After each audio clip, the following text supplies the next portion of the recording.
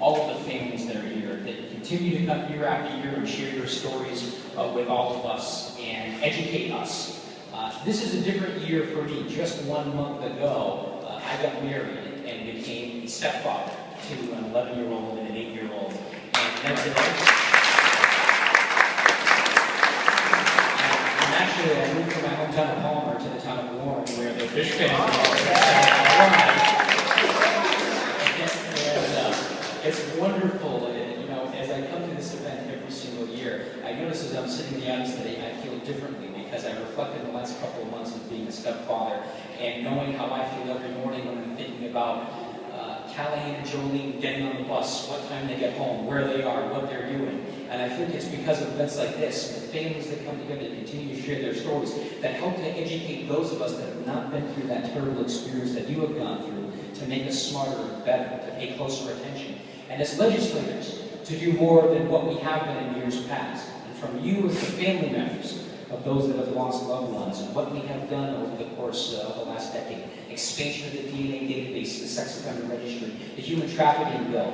But as a legislator, I'm going to be here to spread a little bit of note and to ask you to continue to be advocates. There is a piece of legislation that so many of us want to desperately see pass. And you should all be familiar with it. It's called Molly's Bill. It's Easy ID legislation. It's been up here for a few years, and we feel like in order to get this to a study, we're this close to actually getting the first hurdle of that legislation to pass. So I'd ask every single one of you, if you haven't talked to your senator or your representative in your district, please reach out to them and give a plug for Molly's Bill, the Easy ID bill.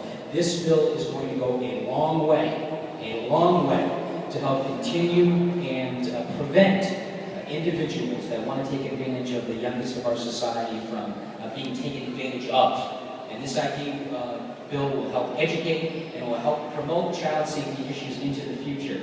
And so many of you have worked so hard on this. I know because we've talked to you year after year after year. You've shown us the technology, you've shown us that it can go places. And we want Massachusetts to be the leader in the country, as we have been the leader on so many other issues. Molly's Bill and the Easy ID legislation. We think we can get the first part about it over the goal line this year, but we want to see it happen sooner than later. We don't want it to be dragged out to the second year of a 2-year legislative session cycle and find out, unfortunately, that we can't get over the finish line. So we encourage you to continue to be good advocates. Reach out to those that you haven't spoken to. Let's make Molly's Bill a reality and get that first step going in this legislative term. To all the families that are here today, thank you for the courage that you show us, because you educate us, you inspire us, and you show us that there is hope for the future and that we can do some good things for all missing children here in the Commonwealth of Massachusetts and across this country. Our prayers are with you, and our prayers are with Heather and the Fish family and everything you're going through. Thank you, and God bless you.